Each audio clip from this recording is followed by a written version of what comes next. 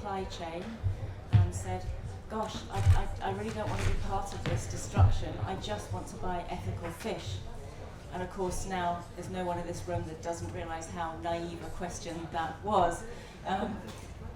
15 years on, here I am, but I first met an extraordinary fisherman called Chris Bean at Terra Madre in 2004. And he said to me, yeah, I can send you some fish. And sure enough, he did. So I got this extraordinary box of fish from Cornwall to London as a result of being here all those years ago. And following that, I've worked out that actually he is fairly unique. I've not yet found anybody else like Chris in the UK, or at least in England. So I've started to do it myself, and hence Soul of Discretion was born. And I think, as I said, people owning restaurants want to make a decision that they only want to buy from ethical sources, and if you turn to the supply chain, you don't have that as an option. So that was really where it came from. And I think probably sustainable fish hard to come by because of all the things that we know about here. The way the supermarkets or the way restaurants are set up, they want consistent supply, and wild fisheries from the small-scale fishers are inherently inconsistent, and that's a real big key problem that you somehow have to solve. The second point was the traceability. If I wanted to go back to the fisherman that caught my fish through the conventional supply chain, it's just impossible to do. I know there are exceptions out there, but that's one of the things that we really aim to do, to put the name of the fisherman on the end user's product. And then the lack of traceability often meant that the quality was compromised. And since in the few months that we've been up and running, I've really learned that that's what fishmongers do. They don't want to give you a fresh fish because, of course, if you get a fresh fish one day, the next day when you're not able to get one, they'll go, hang on a second, I don't want that one, I want the one you gave me yesterday, and you haven't got it. So traceability has an impact on quality as well. And because large-scale retailers dominate the markets, the small-scale fishermen really struggle to earn a living in it, and everything is built. The economics of it is really built around the larger-scale dominant fishing industries. There is no market mechanism that rewarded the small-scale fishermen for doing more ethically, more sustainable fish. So what we tried to do was get fishermen together, and I think anybody in this room will go, oh yeah, that's not easy, and it sure isn't. And I know, yeah. But that whole notion that we've been hearing about from everywhere, from South America to South Africa, that the collective voice is so much more powerful, and that was one of the things, or one is the things we're trying to do. Trying also to create local markets, because a lot of the fishermen we were speaking to, a lot of their produce went to Korea or to Japan or to China.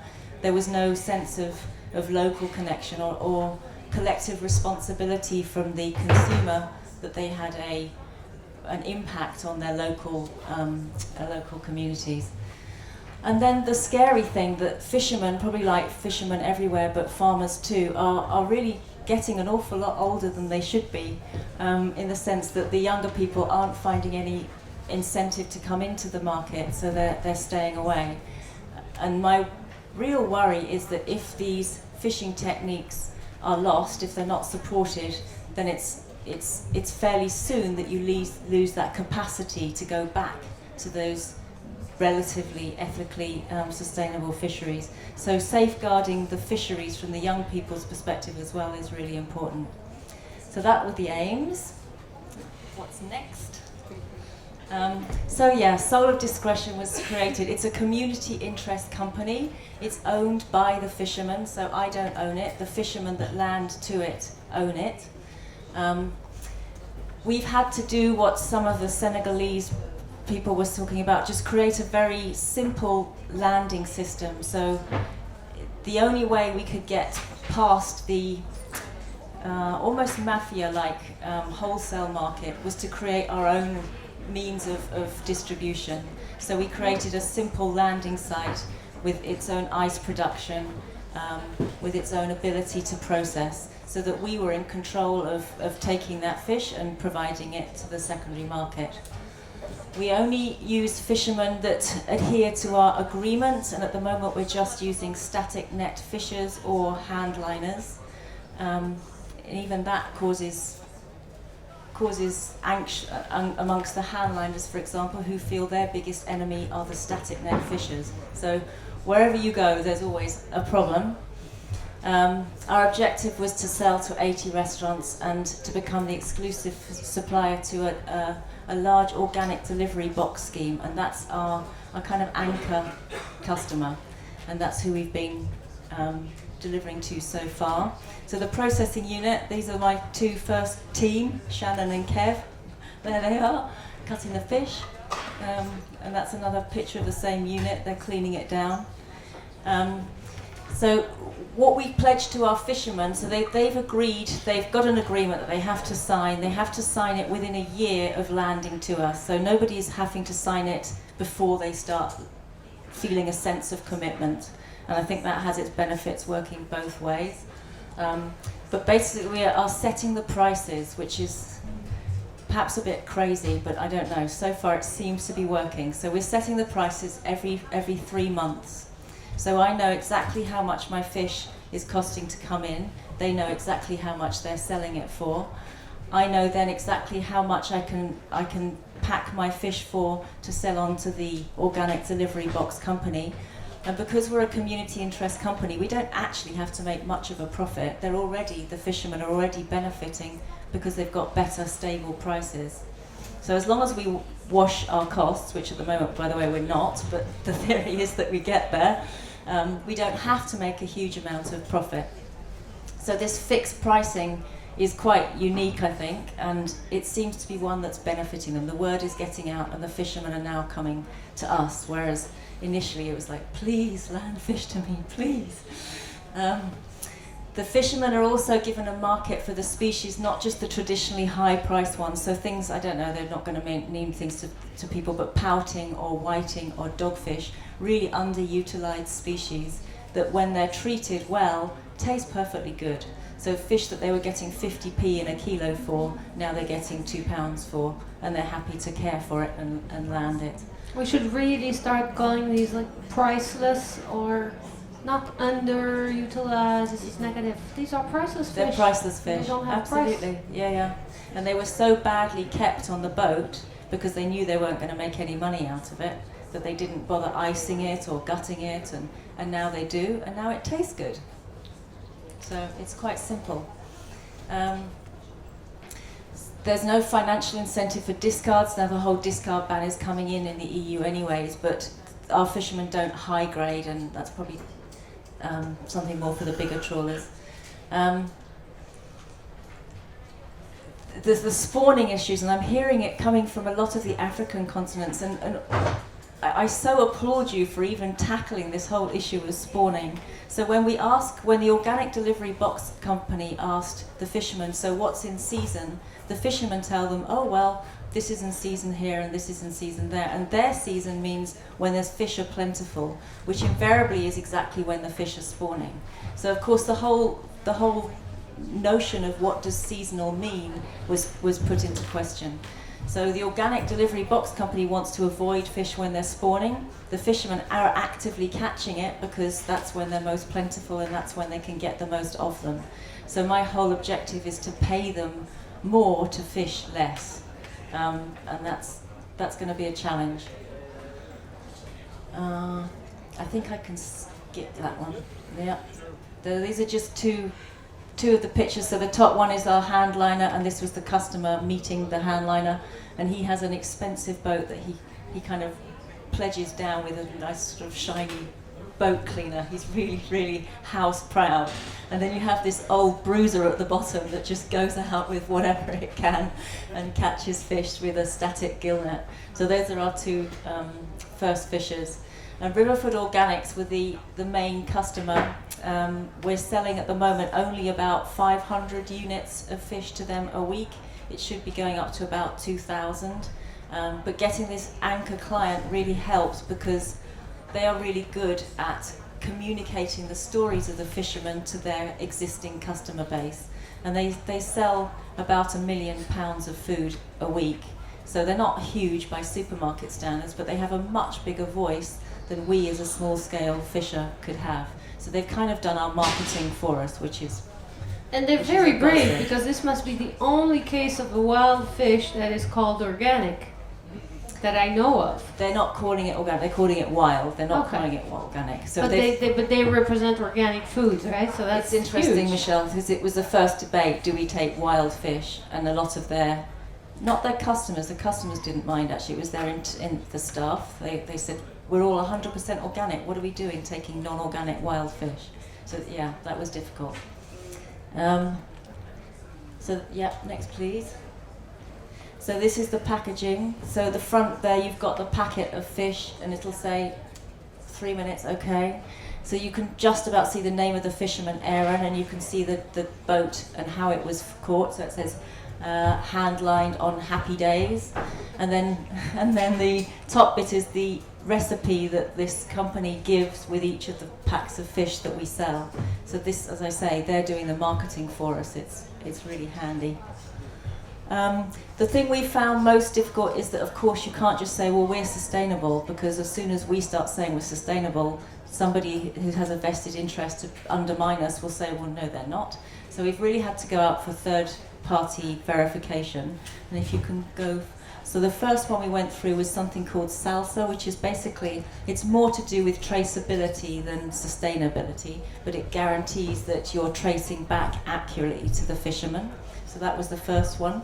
The Soil Association is the biggest organic certification scheme in England or Britain, and we will be their first wild fishery. So we're not there yet, but if we get the certification, we'll be the first one in Britain to have use to this.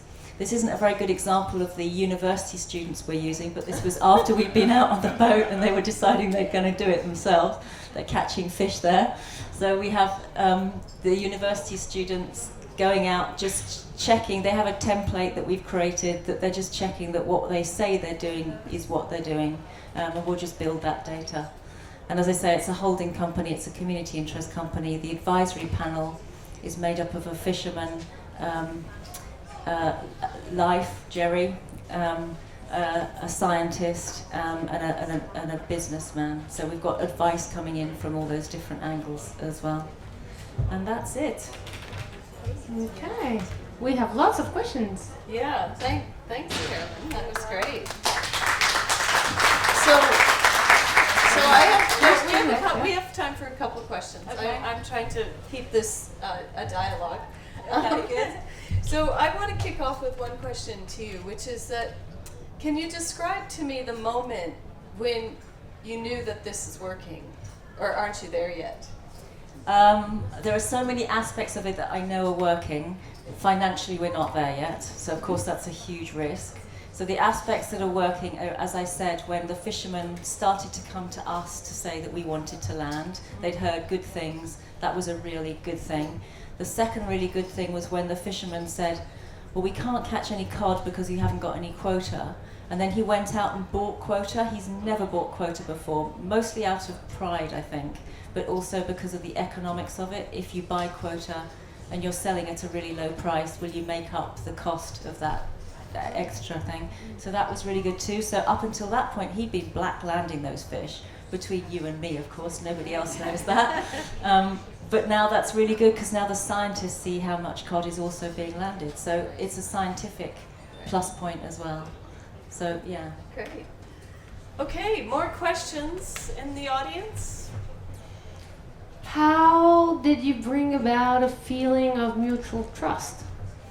Especially in the UK, where I think there's a particular, there's always distrust, but in the UK I have the feeling it's even worse than in other places.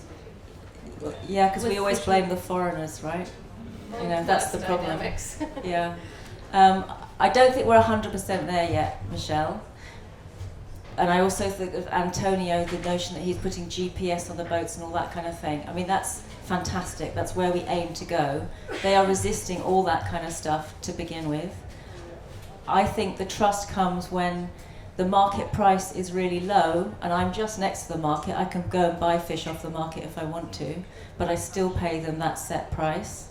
And then the flip side, which has happened, when the market price has been really high, but I've said I need your fish and they've still landed to me. So that's the first sign of trust. It's yeah, there are plenty more angles that we have to go to, but that, you know, the financial one will generally motivate most English fishermen. Carolyn. Hello, Dan. How are you finding the restaurants responding to the inconsistency in availability? We haven't, to be honest, really targeted restaurants a great deal yet. We've really tried to bed down on this very difficult organic delivery box company who are on the phone to me 3 times a day. It's hard. I mean, with the organic delivery box company, the way we've got around it is that they've accepted that you need to freeze fish. So we've invested in a huge freezer and a blast freezing plant. So for the organic delivery box, those little 300-gram packs that you get, they will arrive to you in the frozen state. So getting the perception of fresh over frozen being quality is also a marketing exercise. And it's one that there's so far most of the restaurants are resisting, but some of the really enlightened chefs are going, yeah, fine, I'd rather have a freshly frozen fish than a 10-day-old fish. But it's hard, Dan, as you must know. Have you noticed, what evolution have you noticed within the people in that group, and like in terms of the relationships, like, and in terms of the emotions of people or their ideology? Have you seen emotional and ideological changes as the relationship grows with more and more people, restaurants coming in, meeting them, the clients, you yourself, the fishermen, the mad scientists, and as they grow as a group and as a community linked to this specific value chain, what kind of changes have you noted in the behaviors and the emotions? We've only been trading since May, so it's quite early days yet. I wish I'd managed to persuade them to come here. You know, that would have been really valuable for them.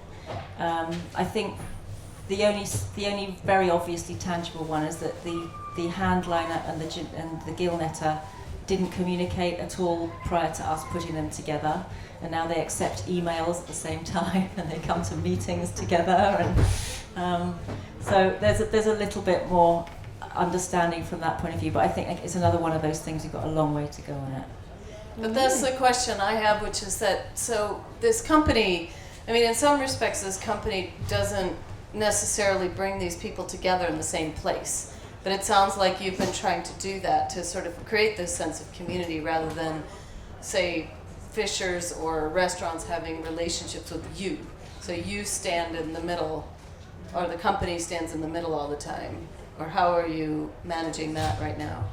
I suppose actually when they say their name on the pack of a fish going out to London or York or Edinburgh or something, they have a sense of responsibility, and they also have a sense of fear in a way. It's like, oh my God, I've got to go and fish. Actually, I wanted to go to the pub with my mate, and now she's telling me she needs fish.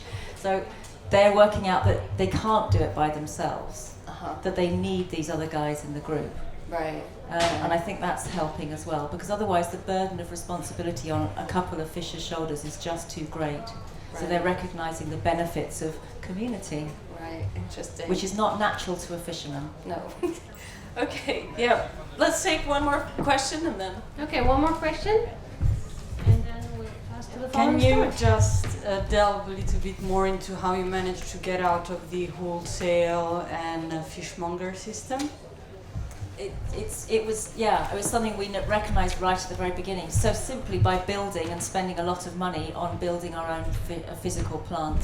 That's the way to do it. And then we outsource our distribution. So we use a classic courier that will be delivering, I don't know, illegal documents one day and fish the next. It's not a specified fish wholesaler.